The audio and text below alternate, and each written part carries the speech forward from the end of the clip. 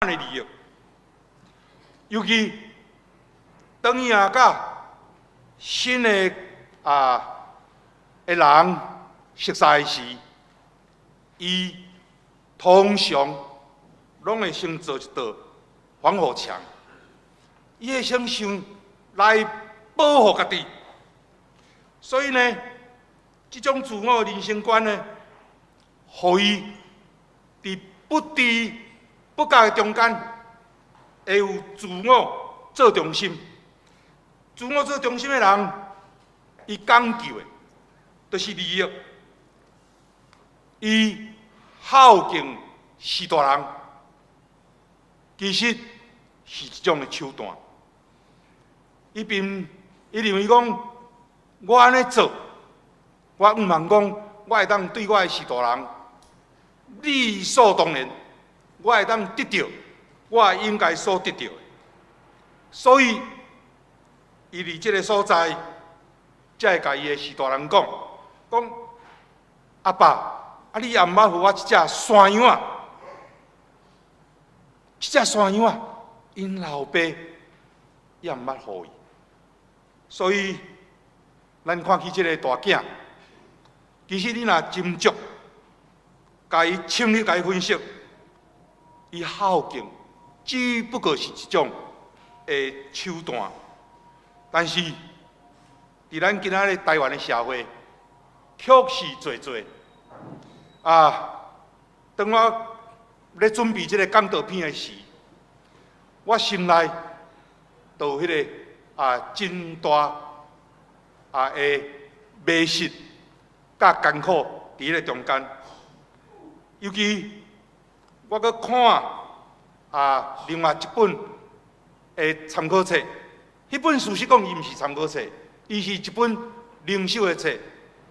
伊讲伊看到大囝哪看哪生意，伊是一个大学的教授，伊是一个天主教的神父。伊讲即个大囝，伊看即个大囝哪看哪想，伊哪感觉家己哪亲像迄个大囝。我对即个引题来想起我家己，我伫厝嘛是大囝，我自细汉就足认真读册。阮的厝边头尾，包括我以后去教会兄弟姊妹嘛真欣赏我。伊讲，即个补常常真晓读册，伫校拢会领奖学金，做工课嘛真轻快，因为这就是一种手段。我要得到人的呵乐，我要得到人的褒奖。甲我呵乐讲，哦，你足敖的。我买水翘下，我家己嘛毋知。所以，自我做中心的人生观，通常伊袂替人牺牲，伊会搭伫别人的头壳顶来争取伊家己会当出人头地。所以，伫即个所在，耶稣伊咧批评法利赛人的罪行的时，伊安尼讲。恁这个青梅带青梅，这个蠓虫就会当走出来，因为落刀反倒当互恁吞食落腹。这是法利赛人因用家己的私利来咧批评耶稣，因感觉讲耶稣伊所做、伊所讲的话去侵犯着。才会法利赛人的利益，都亲像落刀遐大的物件，伊嘛听好教，才会法利赛人听好教，才会落刀拆食落腹。这是对家己不利的事，连细只的蠓虫伫目睭内底，因无法度容忍这种的存在，所以自私自利是。这个大囝的人生观，所以呢，当这个大囝的利益被剥削的时，你家伙拢共分出去啊！你今仔佫转来，阿爸，你搁为着伊，搁杀一只牛，你连一只山羊都不爱付我，你搁替伊杀牛，你家伙分出去啊！即摆厝内的物件拢是我的。我想起罗卜我家己，我伫厝内，我无开甲，我爱死大人的钱，我读册认真打拼，我做工课认真打拼，成家立业，我嘛免用了阮爸爸的钱。我毋茫讲，阮爸爸认真所赚的，我做伊的施舍，伊的家伙我嘛加减啊分会着。但是，阮小弟都毋是安尼，伊读册较慢。我自细汉就讲，笑讲啊，即个小弟啊，读册较慢，做代志较慢，敢若伊有一个足大的优点，真肯做，但是戆做。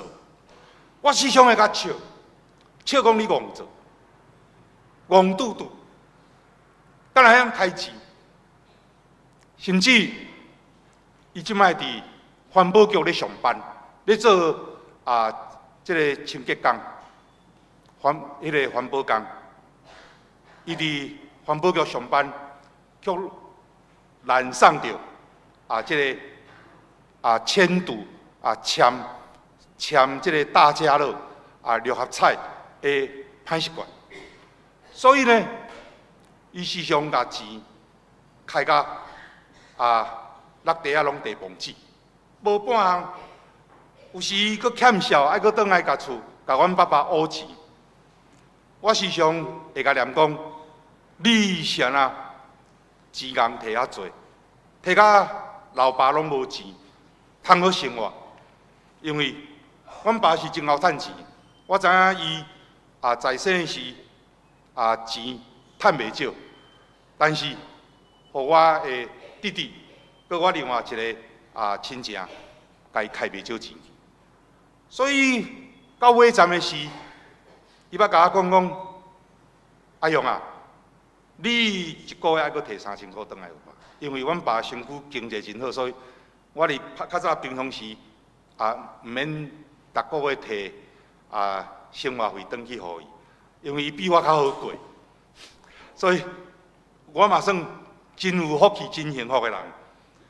但是呢，你尾站伊讲我身躯无钱后，你爱摕钱转来我用哦，我真做生活费用。所以，我一直伫心内想讲，这个小弟仔是咧做啥代志？对于有孝心、会计较，嘛会肯阮钱摕遐济，财产无分。钱都互你摕了，我嘛是人嘞。虽然即摆有才调做牧师，但是想起以早，我嘛是一个有罪人。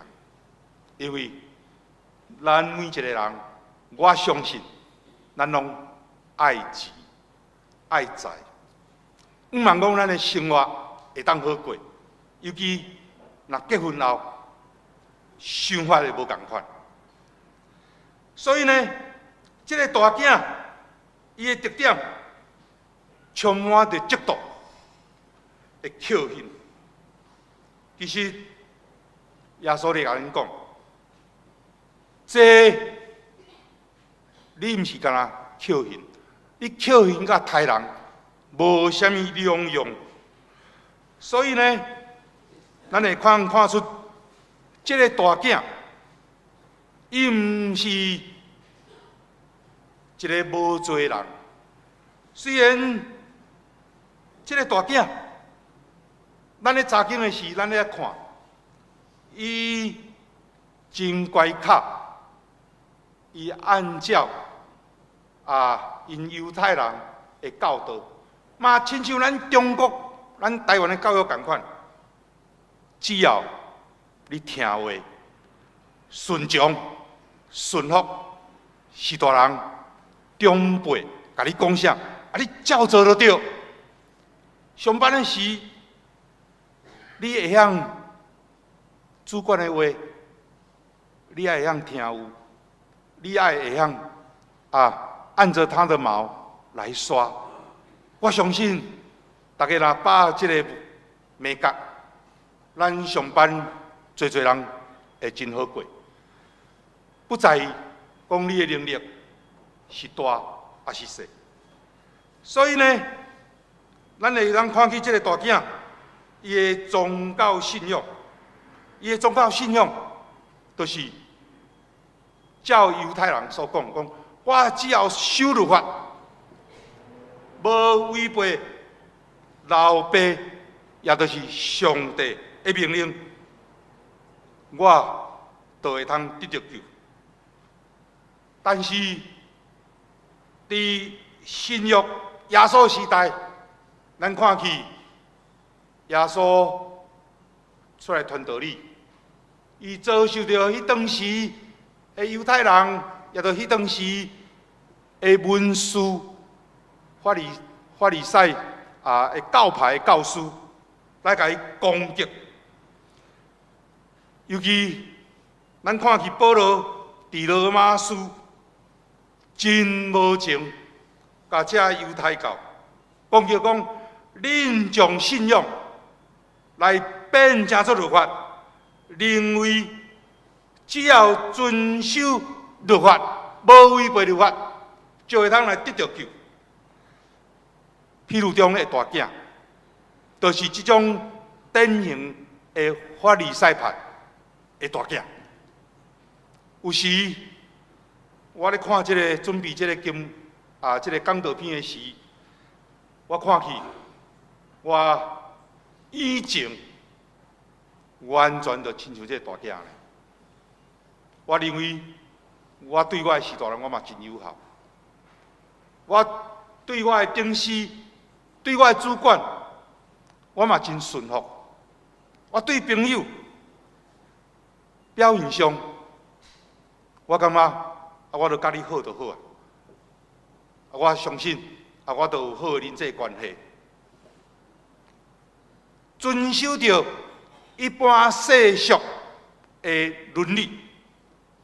但是呢，真正的疼心，却毋是咱无伫咱基督教的迄个本质内底，迄个本质的疼心。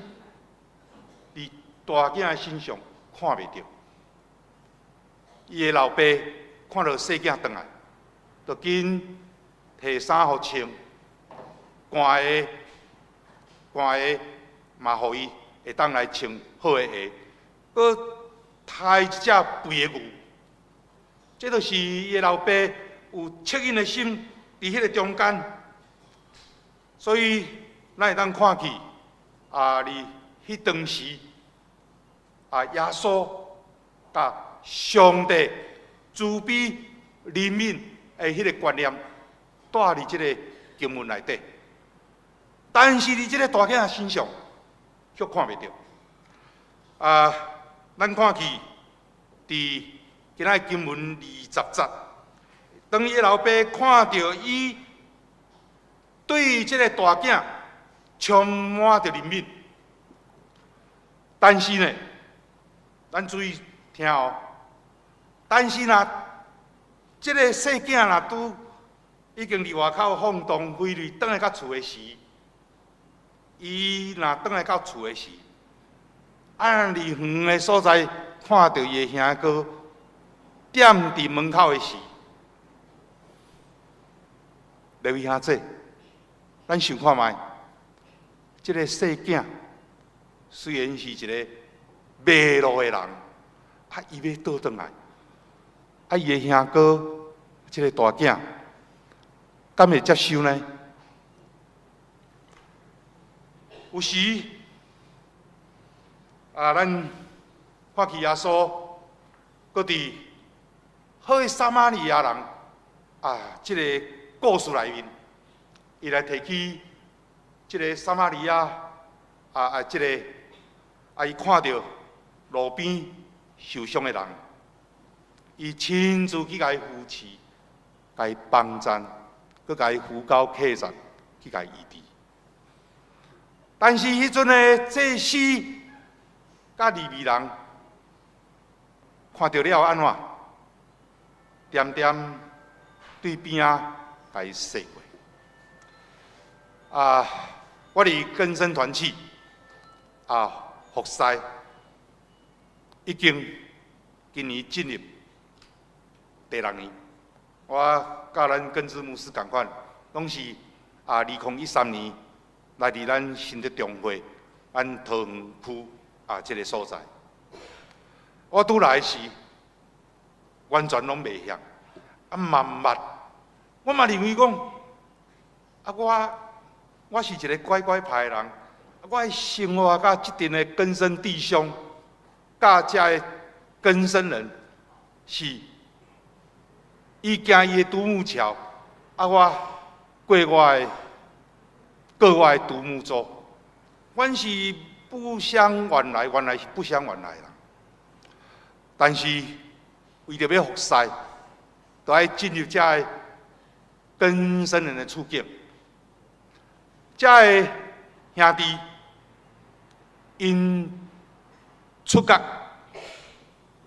上界需要的，就是亲像这个老爸同款，顶看到对因施出怜悯的心。我时常甲遮更生弟兄讲，恁出觉第一样代志，爱先转去甲恁的厝，甲恁的厝好好，因为毕竟恁的是大人，是恁在世当中不离不弃唯一的亲人。然后，你才来伫教会，或者是来伫更生团契来听条主。这是我阮遮的更生弟兄因即种上界大的期待。阮今年的目标，放伫要安怎来接待更生弟兄，要安怎来面对这的更生弟兄甲更生姐妹。阮知，我相信咱每一个人拢知，看到犯罪人，同款还搁咧使坏，气甲要害去。但是呢，假设咱有法度适时伸出像这个老爸同款怜悯温暖的手，甲因牵掉的，因相信这的更生弟兄，或者姐友，因一定有一个改变的心怀意念，伫迄个中间。我伫教会。伫更生团契，有时常会去接到个案。我有一个个案，是伫士林台北士林林良堂拍电话来，伊甲我讲，牧师，我有一个代志要请求你。我的小侄，伊伫1礼拜后，特别出国。但是伊要出国，阮规家伙拢真惊吓，笼罩着惊吓的心。阮足惊伊倒转来阮的家庭，搁倒转来阮的厝。牧师，我到底是要安怎处理？因为这个个案，伊本身就是对家庭的家暴，尤其伫家角来来服刑，甚至嘛有教会，这就是伫咱桃园市教会，伊的家长面对伊的囡仔，伫外口放荡，真紧的时间，拢会甲伊的谈判、啉酒、签即个网络的游戏，拢爱去迄个网络游戏，我毋捌算过。伊讲爱储存迄个金额，伊讲吼，毋免一个月，都爱付赡偌济，讲爱100万。开始的时吼，迄囡仔吼，拢毋敢互爸爸妈妈知。迄囡仔差不多咧，迄个差不多20岁左右，毋敢互爸爸妈妈知，拢去甲阿公阿嬷塞奶。阿公阿嬷真疼囡仔，疼孙，替孙解决即个钱空的问题。但是代志嘛是会逼空，所以爸爸妈妈真烦恼，因为伊囡仔甲爸爸妈妈讲，我做的代志也无犯法啦。因为伊其实拢行伫迄个法律的迄个边缘的迄个中间咧做，有时我都爱去面对遮的问题，要怎来接待遮厝因出状况的个案，有时嘛爱接待，伊讲牧师，我要来戒毒呢，你会当安怎甲我帮助？我无钱吼。你若要叫我去体检，爱钱，你爱替我出钱。我若要爱去迄个中途之家，你爱想办法替我装钱。有时我会去面临一寡遮的个案，但是感谢主，咱的社会甲咱的这个有一寡已经出甲改变遮的根生弟兄，也是姊妹。因有做真好的工，因为因已经完全伫信仰上定根，因会当安排遮的根生弟兄或者这姊妹去伫因的单位收容因，去伫遐咧戒毒、戒毒，甚至有信仰上的造就，甚至职业上的训练，训练煞。安排去因相关的单位伫遐来上班。其实我最后要讲，我进入到根生团体来服侍，这将近6年的时间，我上界大的得着，就是我无法度去理解因以前安怎歹、安怎放荡，亲像咱今仔日。这个龙珠的故事，迄个细囝同款，因到底是安怎歹，安怎食药安怎无好，我实在无法度想象，因为我相信咱在座的每一个，咱拢毋捌做过。但是我嘛无法度想象，因为上帝大能，因竟然信耶稣，伊的性格，伊的人格。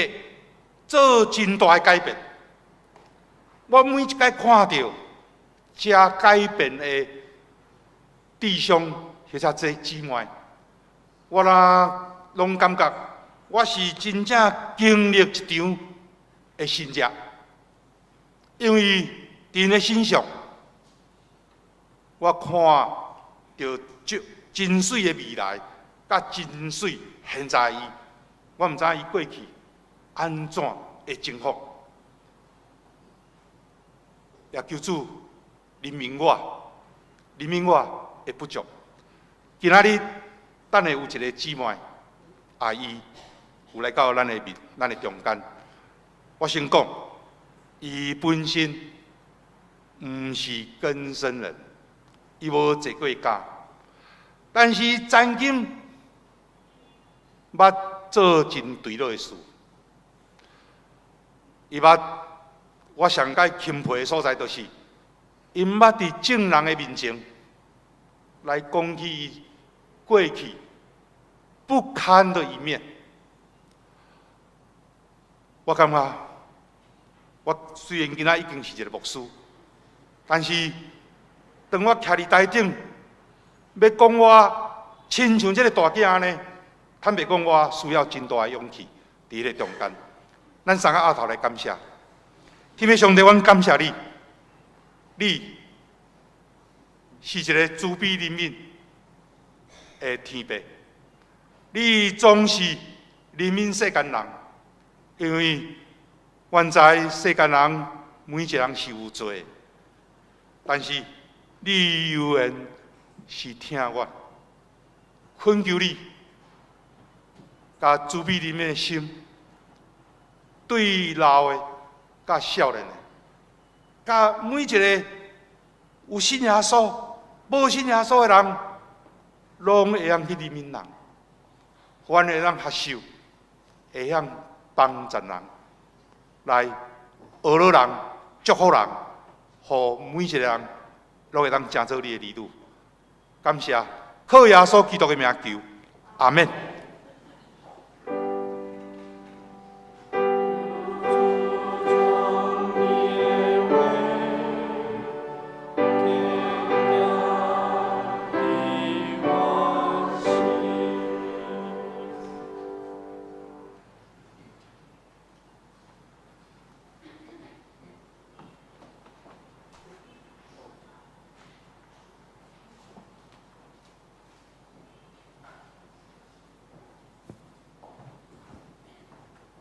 我今仔日有邀请一位姊妹，伊即摆已经信主，规个整个顶头生，但是你听伊的过去，你无法度会当去了解伊的旧的过去是竟然曾经捌沉沦过。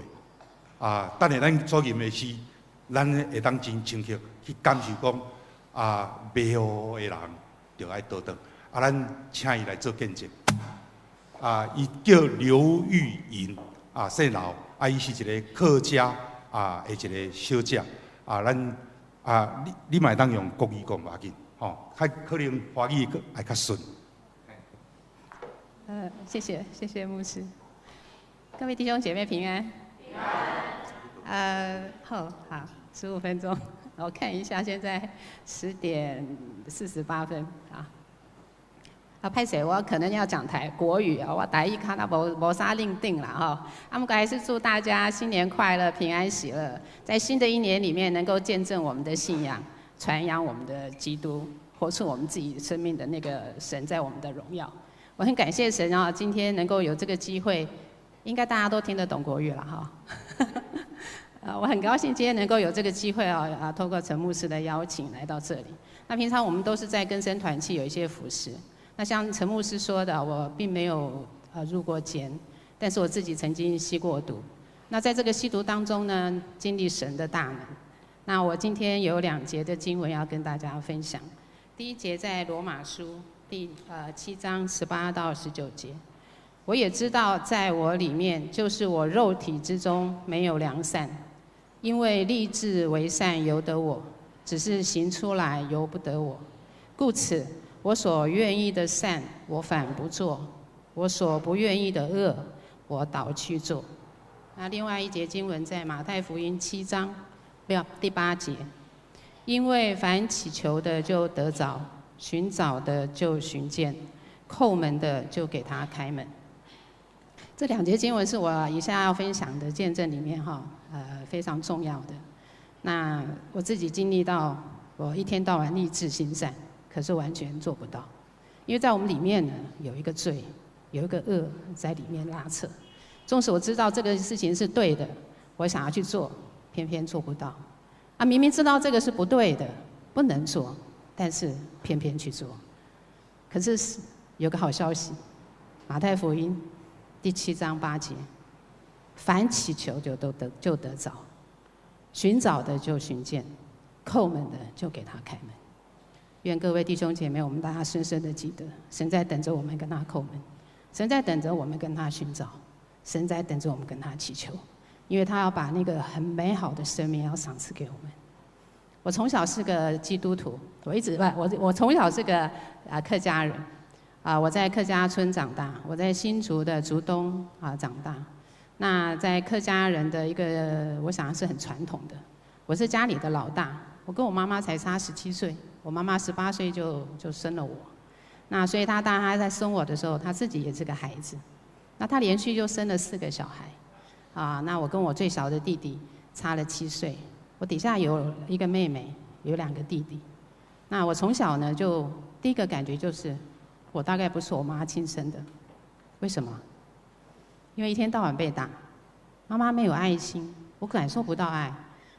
从小被打到大。我印象中，最印象深刻的就是我们家那个厨房的餐桌，因为我常常躲在那个餐桌里面，就被我妈妈围着打，从这边追到那边，从那边跑到那边，所以我们家里底下那个餐桌的那个样子我最清楚，因为我都躲在那里。然后呢，从小就心里有个愿望，等我长大我就要离开家里。这个是我从小感受不到爱的那种，在那样子的环境长大。但是我还是一个传统的客家人，所以在我的思想里面呢，我还是很传统的。好不容易等到我高中毕业了，所以我就觉得翅膀也硬了，应该也要长大了。然后我要找一个男人来爱我，然后共同组织我幸福美满的家庭。我就有一个这样的愿景，想要赶快的成立我自己的有爱的家庭，享受那个爱。那也很幸运啦找到了一个男人。好，当他在退伍当中呢，当他在当兵当中，我也没兵变。他从台北一路当兵当到屏东的潮州，我就从台北的松山呢一路的这样子跟着他。每次他放假，我们就到高雄。再不然呢，他就是回来。所以其实，在那段过程当中呢，因为我想要紧紧的抓着一个爱，想要赶快跟他退伍以后呢，建立一个美好的家庭。所以在这个他当兵的4年半里面，我也苦苦的守着他，没有兵变我现在要说的大概是我20-30年前的事情。我非常感谢神能够有这个机会，还一直传讲这样的一个事情。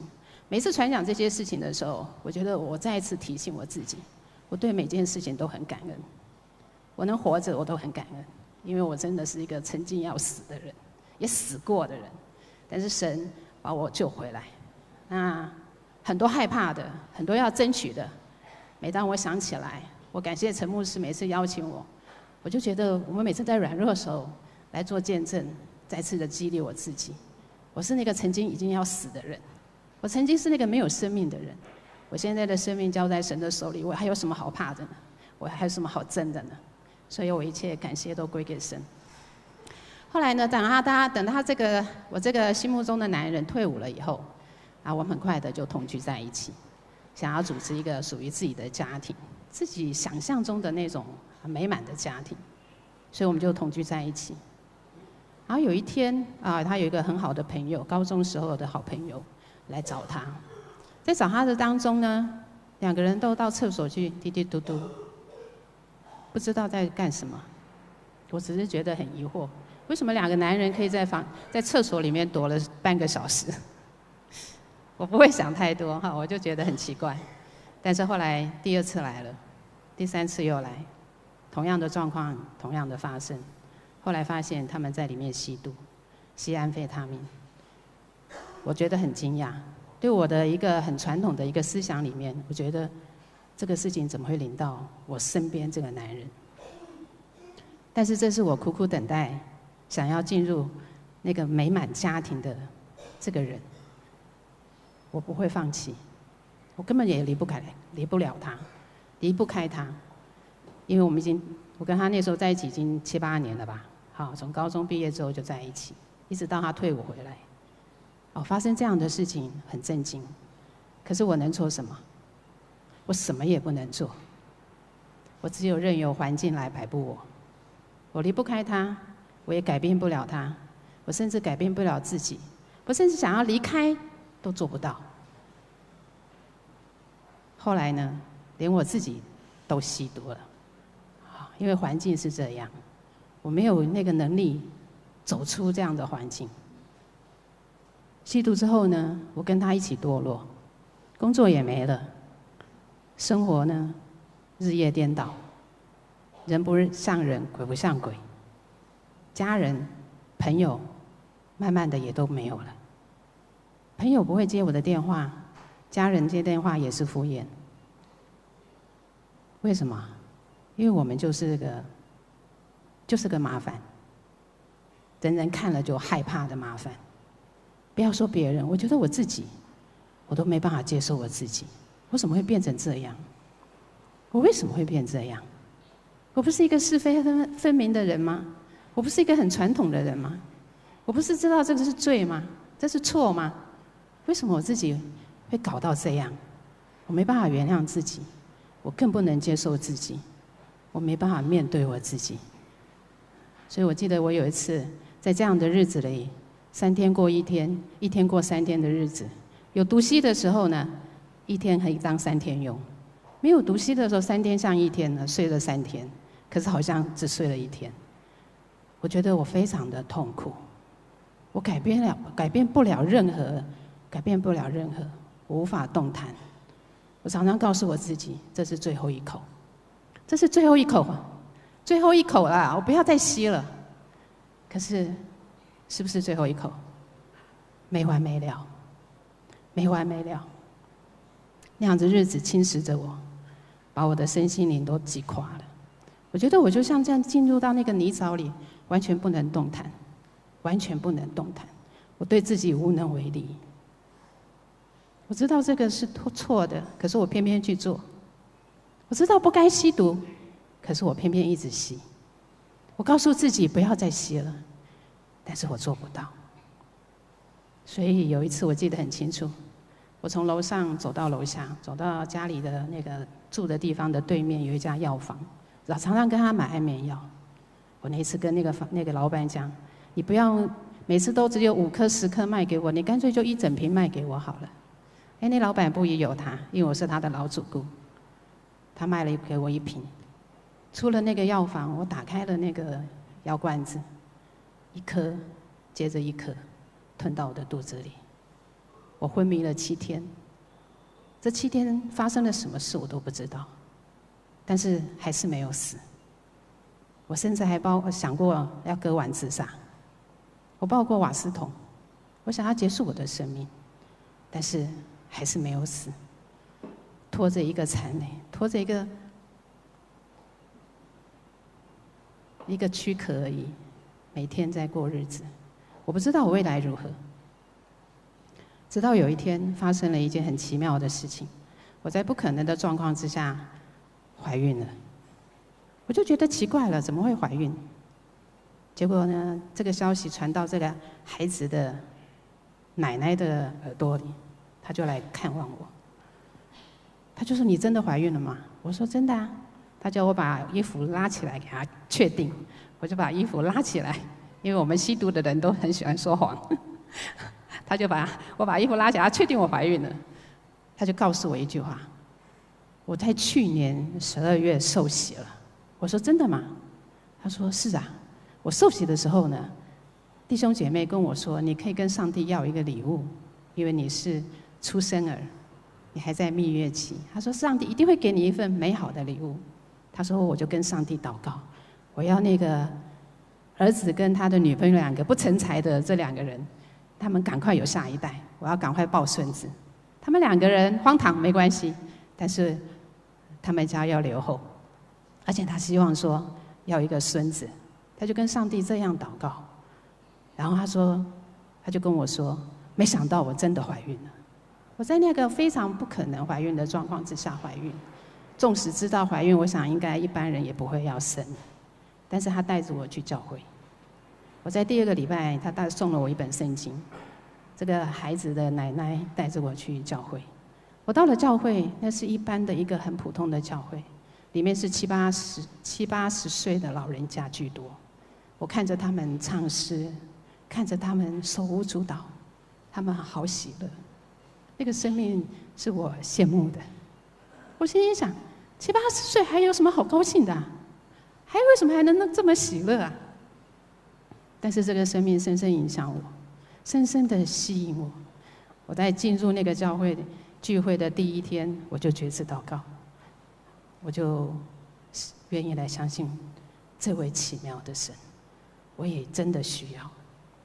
然后在那个怀孕的过程里面，我足足胖了20公斤，没有吸毒，没有抽烟，过一个生活很正常的日子，早睡，早上很早就一大早就起床，晚上很早就睡，每天可以吃3餐都吃得下，白白胖胖的，我这个人整个胖了20公斤，我非常的喜乐，我非常的高兴，在那样的日子里，很顺利的也生下了孩子。这个孩子一生下来，奶奶都跟我讲了另外一个见证，我生了一个儿子，白白胖胖3600公克，然后呢还有2个酒窝。这个奶奶就告诉我说，她跟上帝要，除了希望我生一个男孩以外，她还说最好是能够，她心里在想，最好是能够还有个酒窝。她说神好奇妙，连我这个没有说出来的，神都听到了，神也应允了。神是又真又活的神。当我把孩子生下来之后呢，做完月子之后，孩子白白胖胖，我也过了很长的一段很正常的生活。但是在这个环境里面，环境没有改变，我们的心没有改变，我们的人不会改变。所以做完月子以后，我又吸毒了，我又同样陷在那个泥沼里面，这次更严重。我觉得我带着我的孩子过这样的日子，我甚至有时候呢，跟着他的爸爸出去拿毒品，把那个毒品都放在我孩子的身上，因为真的怕临检，怕临检。我记得有一次我回到家里，就因为家里的人的不谅解，我记得我那时候躲在楼上，等他们都睡了，我才下来洗澡，我才下来吃饭。我记得我有一次洗澡洗到一半，热水变冷水，我把衣服穿好了出来一看，瓦斯桶的瓦斯被关了。我当然知道是怎么回事，我把瓦斯桶打开，再进去洗，洗一洗，又变冷水。我穿好衣服出来一看，瓦斯桶都不见了。我的心很受伤，我非常的难过，可是我不能怪谁，我只能自己抱怨自己，自己恨自己。还有一次，我记得那个炒饭吃了3天。从炒饭变稀饭，我们没有水，没有电，我们积欠了房租。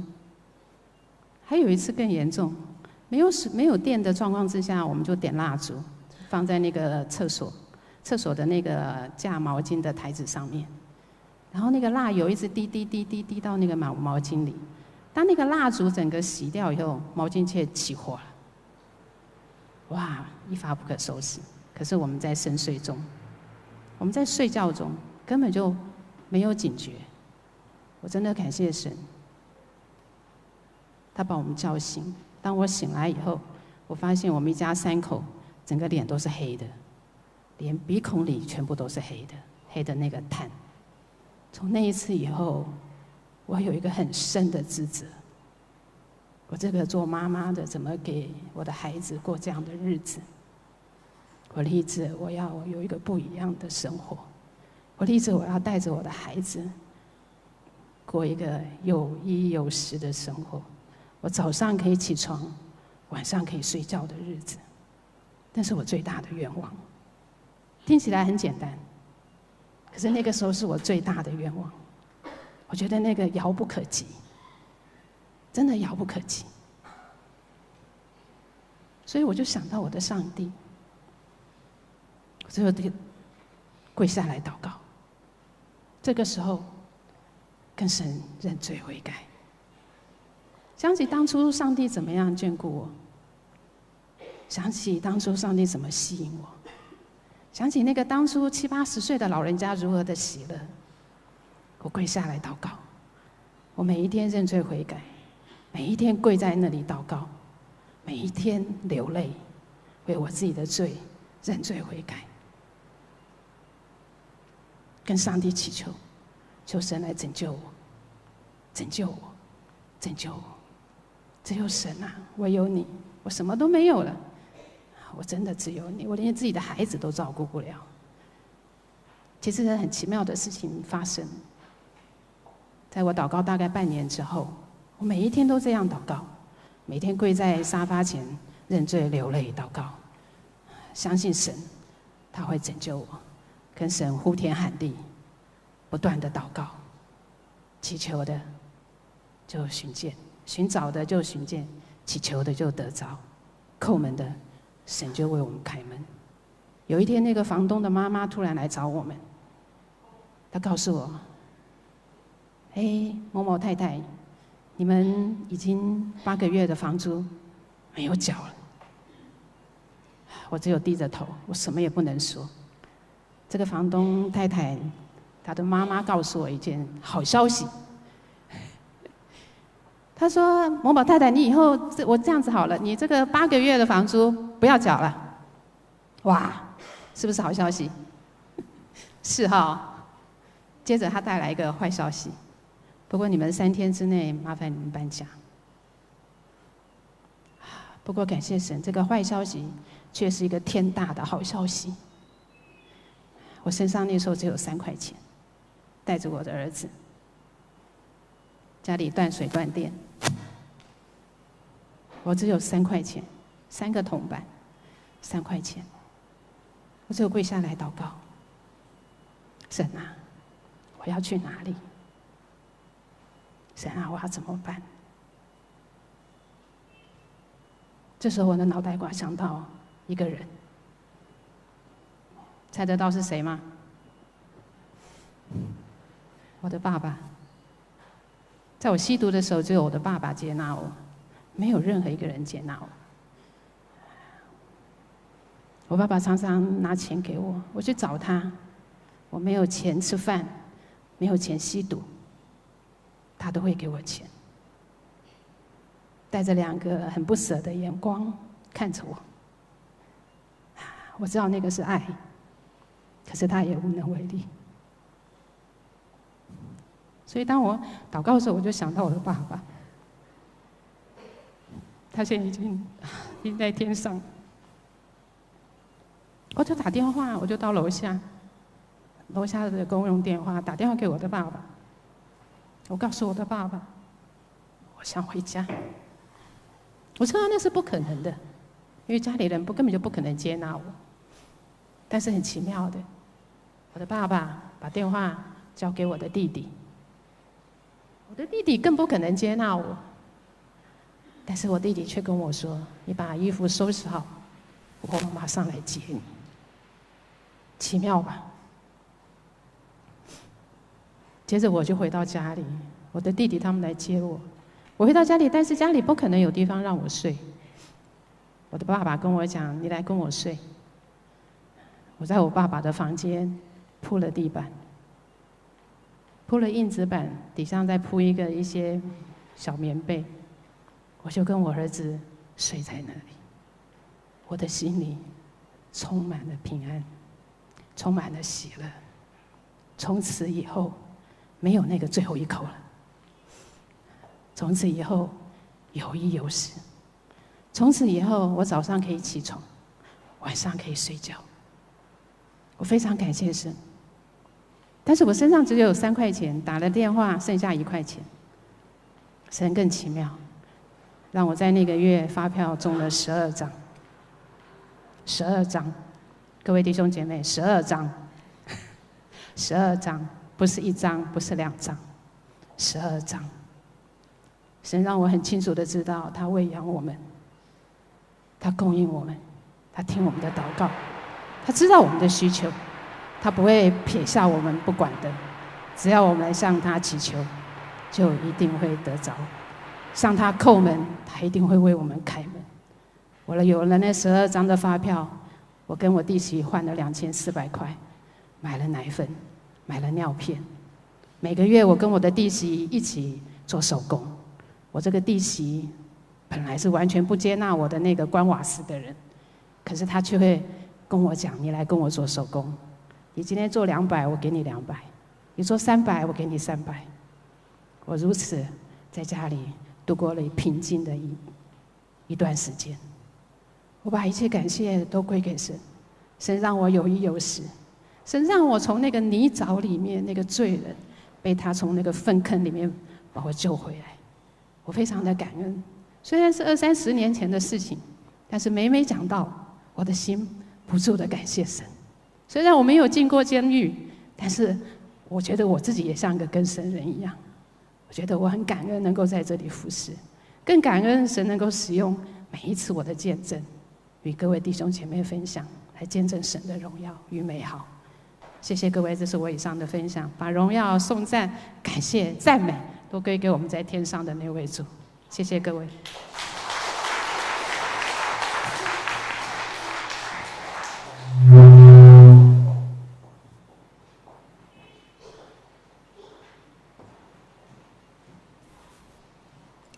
三个人吟圣诗537首。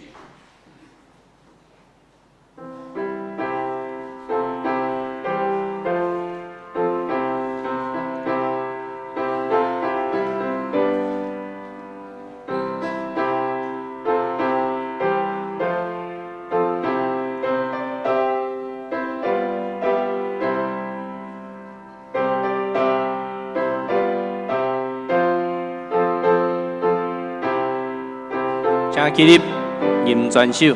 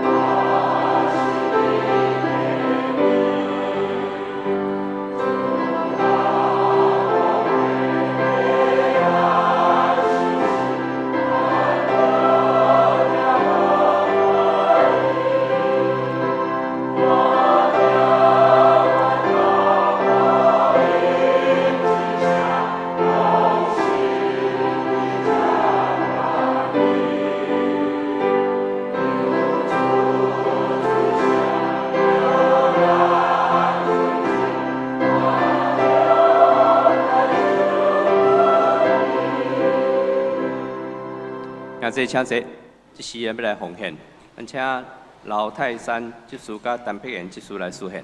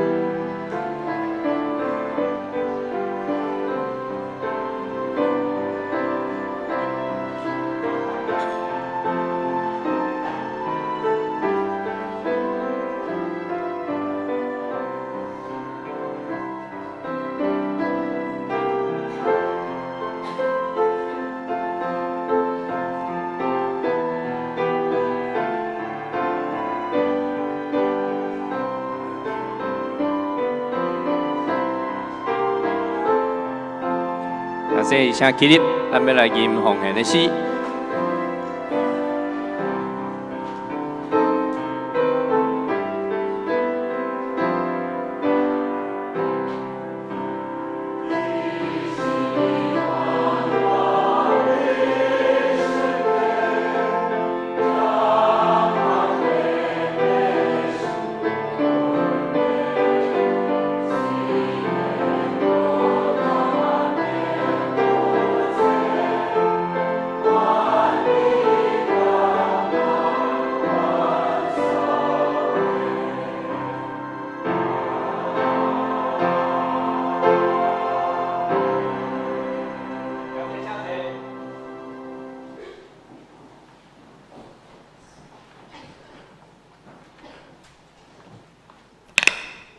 即时要来报告的大声，咱来看周报的后上尾仔页，咱来读今仔日的金句，我读一遍，兄弟读2遍。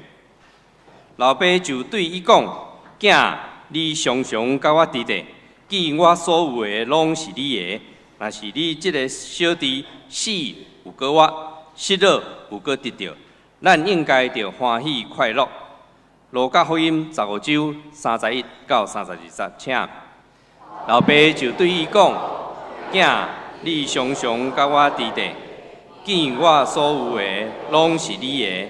若是你即个小弟死有过我，失落有过得着，咱应该着欢喜快乐。路加福音15章31到32节。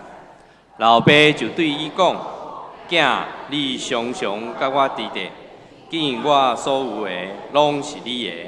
若是你即个小弟死有过我，失落有过得着，咱应该着欢喜快乐。路加福音15章31至32节。来看第1页，后礼拜的侍奉人员甲周间的聚会，以及教育部的课程，请咱详细来看。后礼拜开始应该是着恢复正常吼。咱春节的假期已经结束。掀开第3页，教会小组的聚会，一只更正吼，即个2月13，迄是拜3吼，迄毋是拜6吼，所以直接更正。县府小组2月13号，清溪小组2月13号，迄拢是拜3的聚会，直接甲大家提醒。第5页消息报告，本主日是更生团契的奉献主日，邀请陈佩宏牧师来甲咱分享，请为更生团契伫家乐的事工来奉献代祷。下主日2月17是原住民事工的纪念主日，咱要邀请詹正治牧师来分享甲请安，请为原住民的事工来代祷奉献。2月17下昼1点，伫高楼要召开主日2的会议，请东江老师甲各班的主任来出席。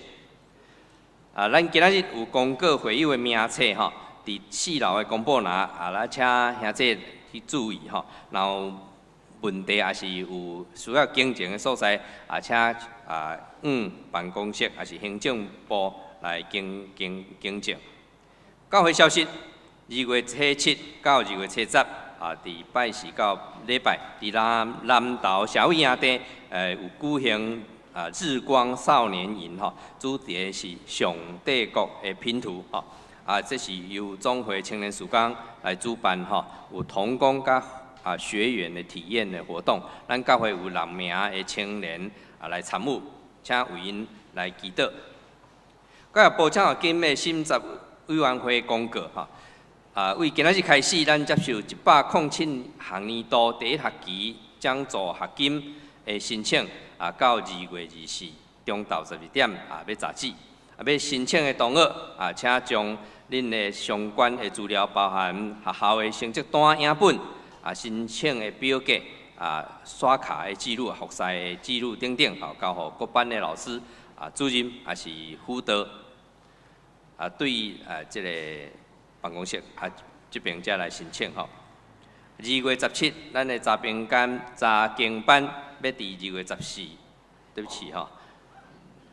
2 2019年查经班伫2月14拜四的7点半开始吼，内容是教会的书信吼，要由咱陈根士牧师来带咱大家导读吼。教界消息，妇女世界公道日的活动伫3月初5顶播9点开始要报道，伫中立教会要参加的人是每一人100块吼。报名杂志的时间是2月24日，请刘文香会长还是朱美玲副会长来报名。2019年暑假儿童少年营的教材甲儿童甲青少年主日学教材研习营，要伫3月至5月，每一个礼拜六的顶播9点到中昼吼，详细的即个地点甲时间，咱公布伫公布栏，请咱家己来看。2019年德中中执会的联谊会迎新活动，要伫2月168点40到下晡4点吼，伫新德圣经学院来举行。报名每一个人100块，要参与的中执到4楼的公布栏来看，对办公室来报名。得胜者的课程伫2月23拜六伫浸信会义恩堂要举行，报名费是500块。另外，今仔日吼，伫中昼伫12点，伫七公一的会议室要召开合作社的理干事会，请所有理干事来出席参加。以下的代导甲报告，咱要请乐团员长老来介绍新的朋友。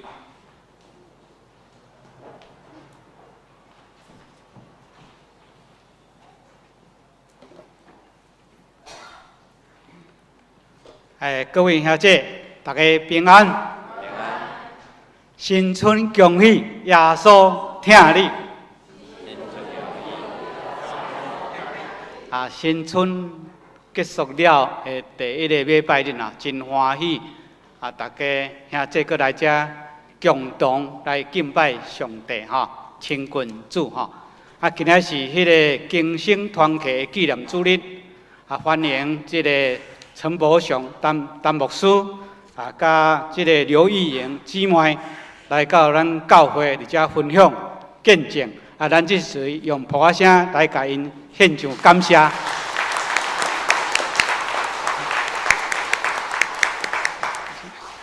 咱也为着即个京星团契的事工来为因代祷关心甲奉献。我煞接来介绍陈鑫兄弟瑞奇兄弟甲伊即个林轩就是迄个陈鑫的女朋友，请起立因是迄个叶山也请起立因两个后生啦，搁即个是女朋友，大汉后生的女朋友咱敢欢迎啦一家来到桃园的所在在遮三甲团圆，献上感谢请坐。过来慧妮的妈妈，好，我们曾妈妈啦慧妮的妈妈，我们一起欢迎来钟辉是钟辉兄是欢迎其他唔知有今仔倒转来咱遮来聚会，无介绍到咱真欢喜会当来教会敬拜上帝，这是咱的福气逐摆爱强调这个机会希望咱会当来日日来敬拜上帝，安尼献上感谢。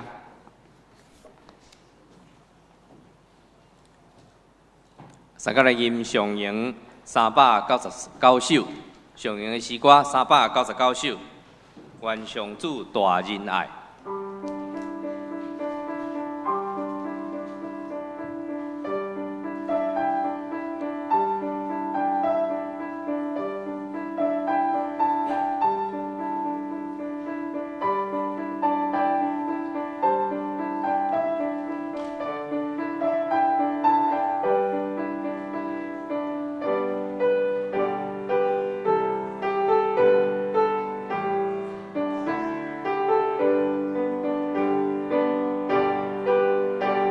起立，吟全首。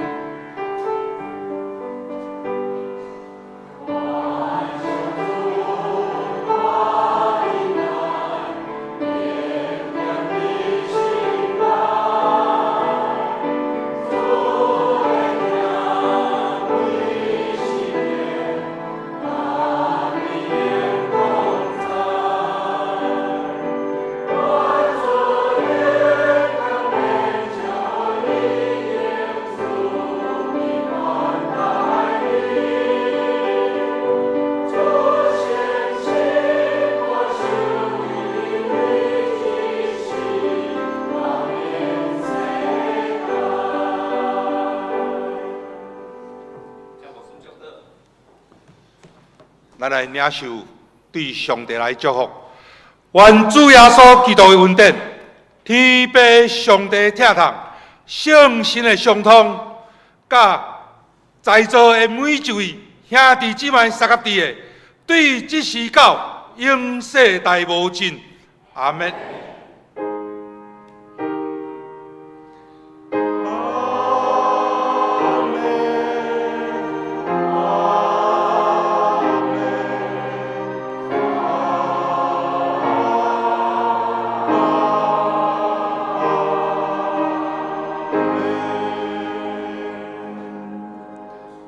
请坐，